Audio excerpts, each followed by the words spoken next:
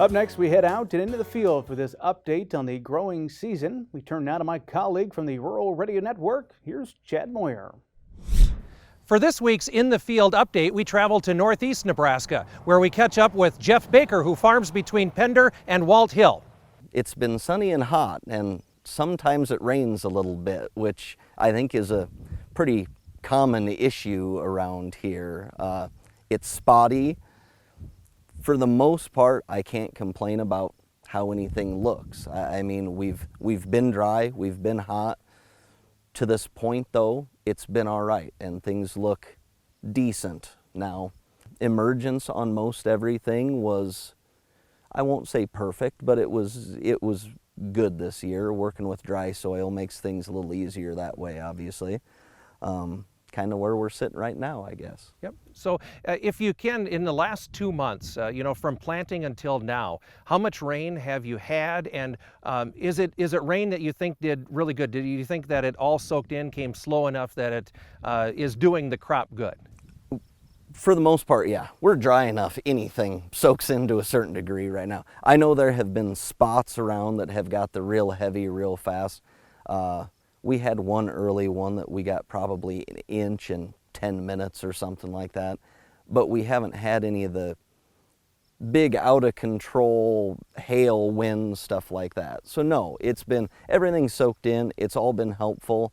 It's been spread out enough that I'd call it almost timely to this. I mean, when everybody's starting to get nervous and we really need something, it seems like within a week or so of that, it kind of shows up. So we don't have an excess by any means, but no, the stuff we've had has been very helpful, I think. You told us before you're completely a dryland farmer. Yep. So when we have a year like this where it's dry, how about the fertility program? Is there a way to change it? Do you think you should change it in a year like this?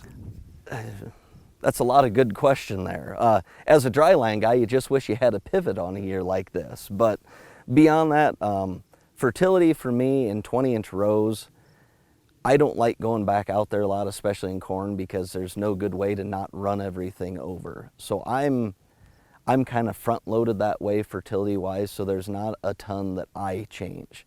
In the past, I have side dressed, I have top dressed. Like I said, with the amount that I run over, I never did see a big enough yield benefit or a boost to where it really made sense for me. And like I said, without knocking everything over, I kind of prefer to stay out if I can, obviously.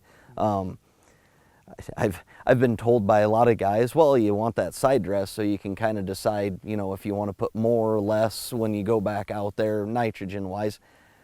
If somebody can tell me the first week of June or second week of June what my corn's going to yield at the end of the year, I will happily go side dress and pick a number at that point. But I'm kind of overly optimistic, so I want it out there because I'd like to think I'm going to grow a good crop every year. So I don't change a whole lot as mid-season goes anyway.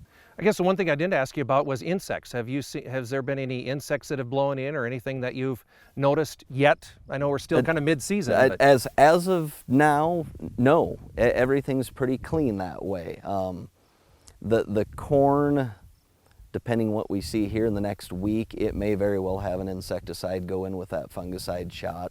The beans so far have been actually really clean insect-wise, so it's been kind of nice. Haven't had to worry about things chewing on anything yet anyway. Yep. Again, visiting with Jeff Baker. He farms in northeast Nebraska between Pender and Walt Hill. And that's this week's In the Field update on Market Journal.